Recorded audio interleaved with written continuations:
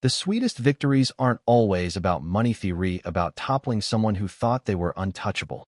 My name's Ethan Cole, a 42-year-old ex-commercial real estate broker who now flips foreclosures, turning other people's financial wrecks into profit.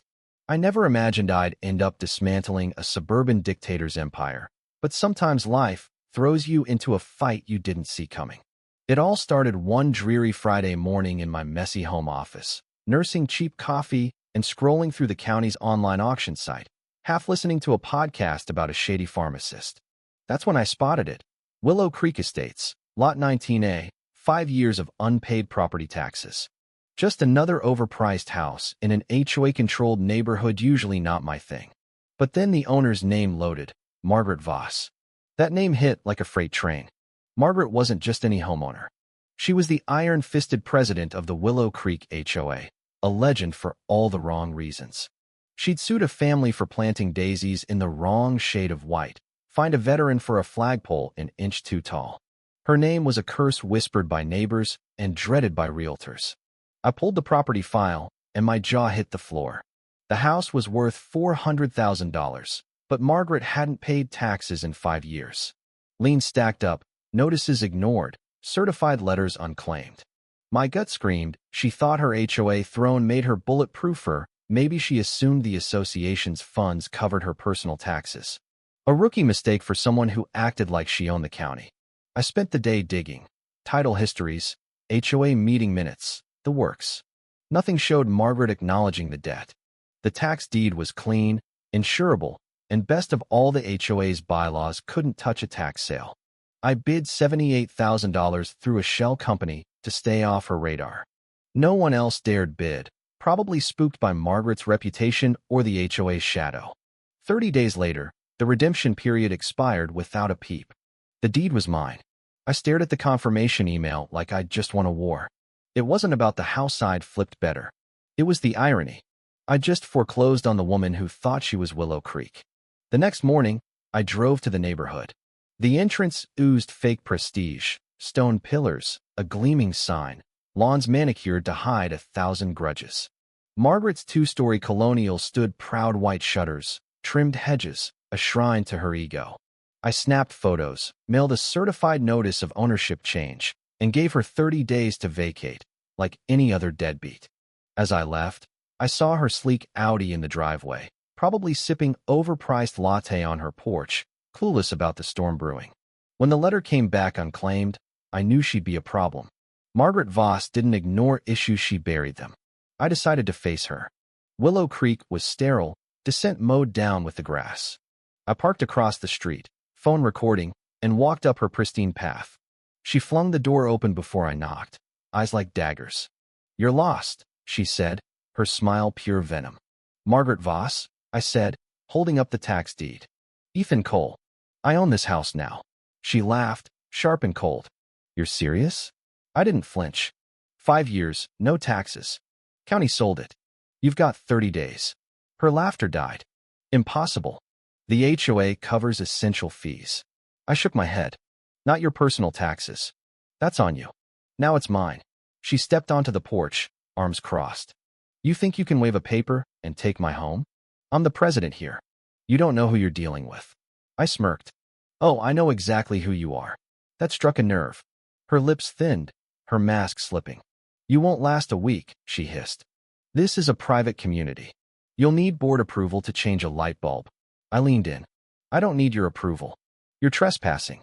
Her voice dropped to a growl. "You'll never step inside. This community won't accept you." I walked away before I said something I'd regret, but I knew this was war.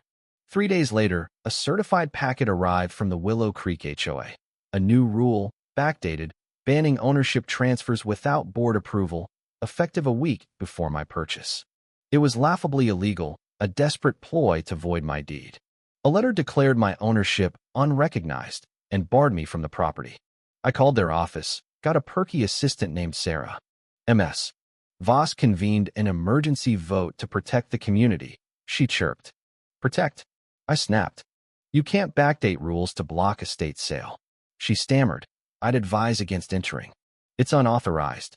That night, my security feed caught Margaret and a locksmith changing the locks on my house. an HOA guard standing watch like it was a mob hit.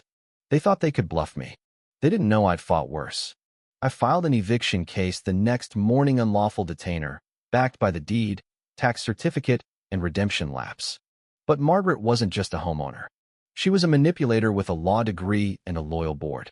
I hit back hard, reported the HOA to the DA for illegal rule changes, cited Florida HOA statutes, and filed a complaint with the Department of Business and Professional Regulation about the lockout.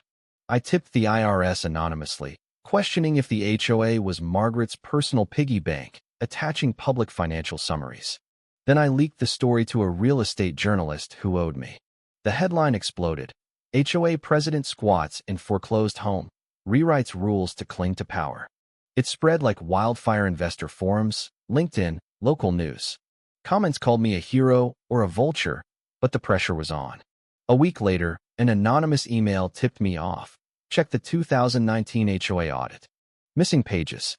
The attached report was a mess, cropped signatures, handwritten edits, numbers that didn't add up. Margaret's empire was cracking. The eviction case dragged, thanks to her community destabilization delay tactic. I walked into the HOA office, demanding 5 years of financial records as a homeowner. Sarah tried to stall, but I promised a subpoena in 48 hours. That shook her. At a foreclosure investor meetup, I shared the story without naming Margaret. The room buzzed.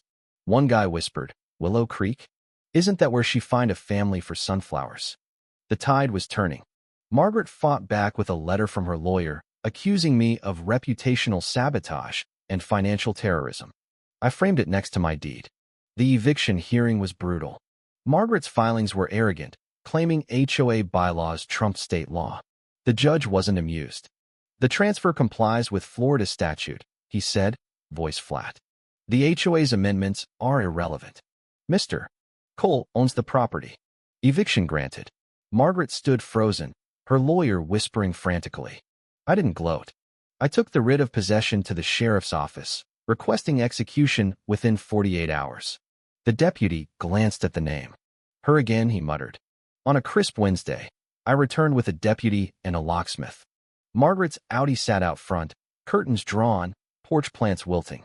The deputy knocked. She opened the door in a silk robe, makeup perfect, eyes venomous.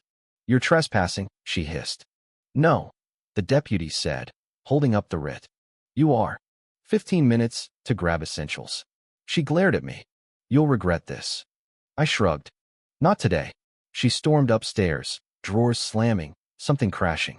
10 minutes later, she dragged 2 suitcases and a massive handbag down, avoiding my gaze.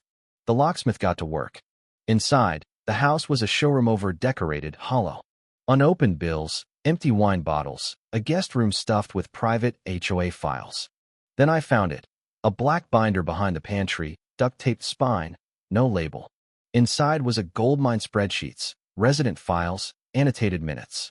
Sticky notes flagged delinquent risks and fine targets. Warning letters had altered payment addresses, one to a PO. Box not in HOA records.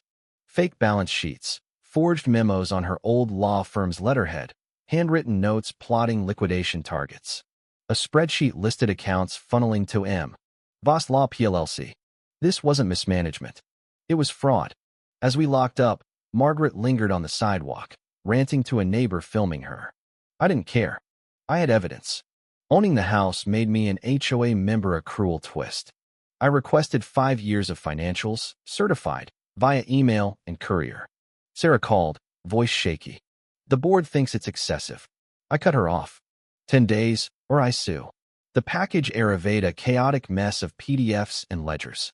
I found $140,000 in consulting fees to a shell company at a UPS store, landscaping contracts triple market rate to a vendor tied to Margaret's cousin, and an $8,700 community harmony fund with no receipts.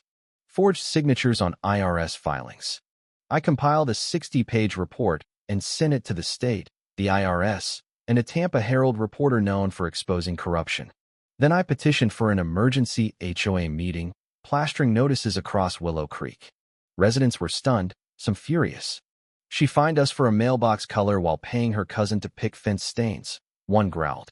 I had signatures in 48 hours. The clubhouse was packed, chairs spilling into aisles, the air thick with rage. Margaret didn't show, but her allies clutched notes, sweating.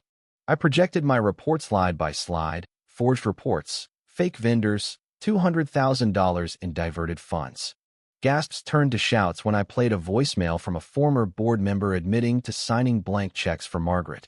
The vote to suspend the board and audit the HOA passed with 90% support.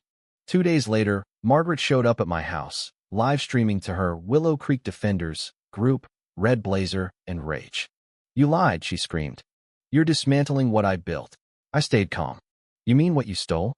She lunged, nails tearing my shirt, her phone cracking on the porch. I caught her wrist, let go. She stumbled, mascara streaking. Sheriffs arrived in 7 minutes. Her live stream, still running, caught her attack.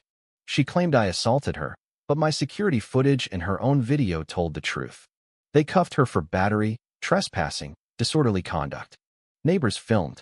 By Sunday, the headline screamed, "HOA president arrested after assaulting new homeowner live." The story exploded her suspended law license, shady vendors, questionable donations. State audits kicked in. The IRS demanded answers. Vendors lawyered up. Margaret's bail was denied. The judge called it institutional misconduct with violent escalation. Her kingdom crumbled. The state suspended the HOA's corporate status, froze accounts. A former treasurer turned over accounting access.